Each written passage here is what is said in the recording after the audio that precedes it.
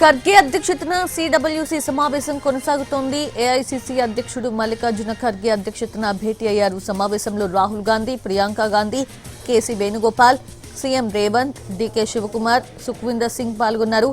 అయోధ్య రామమందిరం చందా చోరీ అంశంపై చర్చిస్తున్నారు. 5 రాష్ట్రాల అసెంబ్లీ ఎన్నికల సన్నాహాలపై సమీక్ష చేస్తూ ఉన్నారు. ఎన్నికల వ్యూహాలపై సిడబ్ల్యూసీ చర్చిస్తూ ఉంది. పార్టీ అంతర్గత ఐక్యతపై కీలక చర్చ జరుగుతోంది. సంస్థాగత మార్పులు, పార్టీ బలోపేతంపై సమీక్షిస్తున్నారు.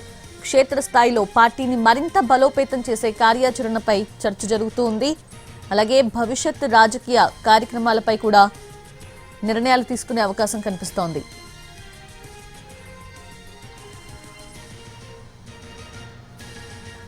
సిడబ్ల్యూసీ సమావేశానికి సంబంధించి లేటెస్ట్ అప్డేట్స్ తెలుసుకుందాము. మా ప్రతినిధి ప్రసాద్ జాయిన్ అవుతున్నారు. ప్రసాద్, మారుతున్నటువంటి రాజకీయ సామాజిక పరిస్థితుల్లో భాగంగా అన్ని వర్గాలను కూడా చేరువ కావాలని చెప్పి కాంగ్రెస్ పార్టీ ప్రయత్నం చేస్తుంది. అదేవిధంగా సమాజంలో, దేశంలో ఉన్నటువంటి అసంతృప్తితో ఉన్నటువంటి వర్గాలన్నీ కూడా చేరువయ్యి వారికి ఉన్నటువంటి సమస్యలను నేరుగా తెలుసుకొని ఆ మేరకు పార్టీ పరంగా కూడా ఒక విధానాన్ని రూపొందించుకొని ఒక కార్యాచరణ ఖరారు చేసుకుని దేశవ్యాప్తంగా అనేకటువంటి కార్యక్రమాలు చేపట్టాలని చెప్పి కాంగ్రెస్ పార్టీ ఆలోచిస్తుంది. అందులో భాగంగా ఈ సమావేశాన్ని ఏర్పాటు చేయడం జరిగింది. ఇటీవలనే డెహ్రాడూను, పూనా, అదేవిధంగా ప్రయాగ్రాజ్ లాంటి చోట ఛాత్రోంకి గూంజ్ అనే పేరుతో విద్యార్థులు, యువత సమస్యలపై పెద్ద ఎత్తున ఒక బృహత్తర కార్యక్రమాన్ని, ఒక సమావేశాన్ని ఏర్పాటు చేసుకోవడం జరిగింది. రాహుల్ గాంధీ స్వయంగా వెళ్లారు 3 చోట్లకి.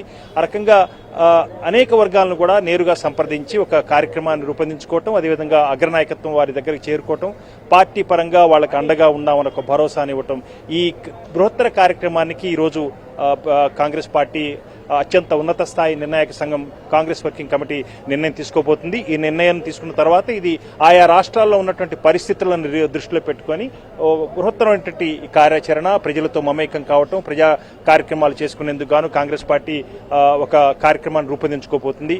అందులో భాగంగా ఈ సమావేశం ఏర్పాటు జరిగింది. ఈ సమావేశంలో సోనియా గాంధీతో సహా రాహుల్ గాంధీ, ప్రియాంక గాంధీ, అదేవిధంగా సీనియర్ నాయకులు దిగ్విజయ్ సింగ్ లాంటి సీనియర్ నాయకులు, అది చిదంబరం, అదేవిధంగా 4 రాష్ట్రాల కాంగ్రెస్ పాలిత ప్రాంతాల రాష్ట్రాల ముఖ్యమంత్రులు కూడా ఈ సమావేశంలో పాల్గొన్నారు. డీకే శివకుమార్, రేవంత్ రెడ్డి, అదేవిధంగా సుఖ్వీందర్ సింగ్ హిమాచల్ ప్రదేశ్ ముఖ్యమంత్రి, కేరళ ముఖ్యమంత్రి డీకే సతీష్తో పాటు కర్ణాటక మాజీ ముఖ్యమంత్రి సిద్దరామయ్య కూడా ఈ సమావేశంలో పాల్గొన్నారు. తెలుగు రాష్ట్రాల నుంచి కూడా రఘువీరారెడ్డి, గిడుగు రుద్రరాజు, అదేవిధంగా పల్లం రాజు, సంజీవ్ రెడ్డి, వంశీ చంద్రరెడ్డి, ఈ రకంగా ఈ అందరూ నేతలు కూడా ఈ సమావేశంలో పాల్గొన్నారు. ఈ సమావేశంలో అన్ని అంశాలు చర్చించిన తర్వాత ఒక నిర్ణయం తీసుకునే అవకాశం ఉంది. మరి ముఖ్యంగా వచ్చే ఫిబ్రవరిలో 5 రాష్ట్రాల అసెంబ్లీ ఎన్నికలు జరగబోతున్నాయి. అదేవిధంగా ఆయా రాష్ట్రాల్లో అనుసరించాల్సిన వ్యూహం ఏ రకంగా ఉండాలి, అనేకటువంటి ఇన్ఛార్జీలు నియామకం చేసుకున్నారు ఇప్పటికే. కాబట్టి ఉధృతంగా ప్రజల్లోకి ఏ రకంగా వెళ్లాలన్న అంశంపై ఈరోజు నిర్ణయం తీసుకోబోతున్నారు. దాంతోపాటు మహిళా రిజర్వేషన్తో ముడిపడి ఉన్నటువంటి డీలిమిటేషన్, నియోజకవర్గాల పునర్విభజన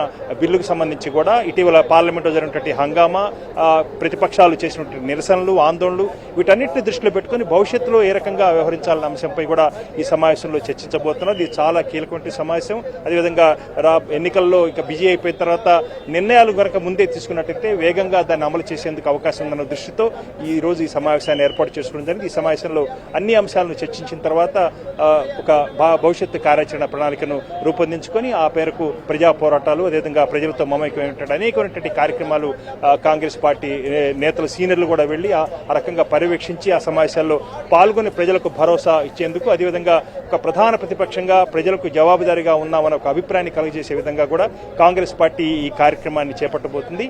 మహిళలతో కూడా పెద్ద ఎత్తున అతి త్వరలోనే ఈ ఆగస్టు నెలాఖరులోనే ఒక పెద్ద ఎత్తున బృహత్తర కార్యక్రమాన్ని కూడా కాంగ్రెస్ పార్టీ చేపట్టాలని ఆలోచిస్తుంది. కాబట్టి వీటన్నిటిని కూడా ఎక్కడ ఏ రకంగా వ్యూహాత్మకంగా వ్యవహరించి ఈ కార్యక్రమాన్ని చేపట్టాలన్న అంశంపై ఈ రోజు చర్చించబోతున్నారు. అదేవిధంగా సభ్యుల నుంచి కూడా, కాంగ్రెస్ వర్కింగ్ కమిటీ సభ్యుల నుంచి కూడా అనేకమైనటువంటి సూచనలు, సలహాలు కూడా ఈ సమావేశంలో తీసుకుపోతున్నారు. కాబట్టి ఇది చాలా కాంగ్రెస్ పార్టీ పరంగా ప్రధాన ప్రతిపక్షంగా చాలా కీలకమైన సమావేశంగా మనం భావించాల్సింది.